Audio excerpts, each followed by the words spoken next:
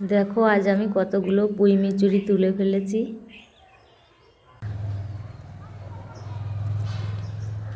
আজ আমি চলে এসেছি পুঁই মিচুরি তুলতে। এখানে দেখো সাদা ফুল গাছের উপর দিয়ে পুঁই গাছগুলো উঠেছিল, আর ফলগুলো একদম পেকে গেছে।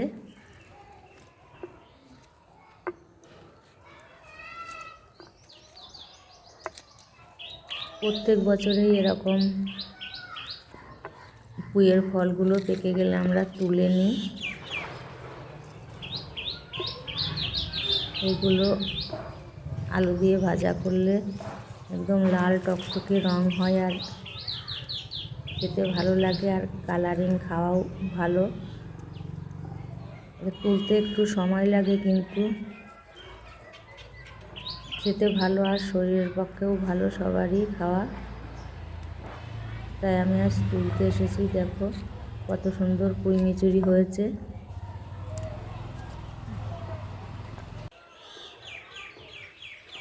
এই দেখো এরকম প্রত্যেকটা ডগাতেই সব পেকে লাল হয়ে গেছে।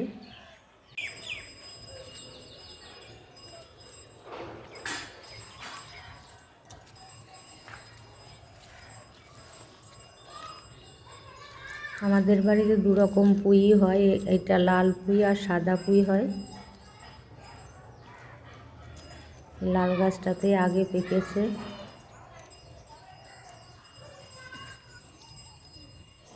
দেখো কত ফল হয়েছে। নিজের থেকেই গাছগুলো হয়েছিল, আর ফুল গাছের উপর দিয়ে উঠেছিল। তখন ডগা পাতা অনেক কেটে নিয়েছিলাম, তারপরেও অনেক মিচুরি হয়েছে।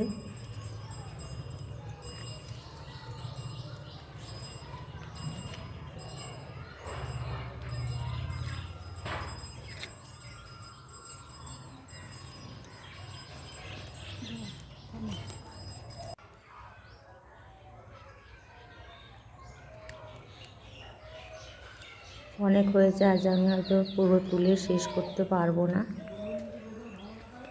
আর একদিন এতটা খাওয়াও যাবে না, তাই আমি যতটা পারি আজকে তুলে নেব।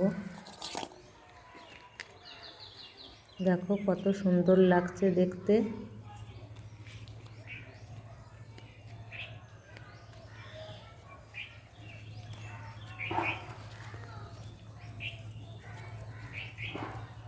একসাথে 10-12টা এক এক থলিতে আছে।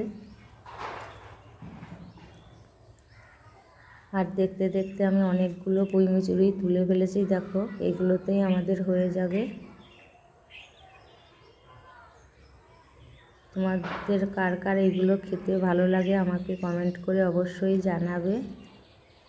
তাহলে আজ এখানেই শেষ করছি, পরবর্তী ভিডিওতে দেখা হবে।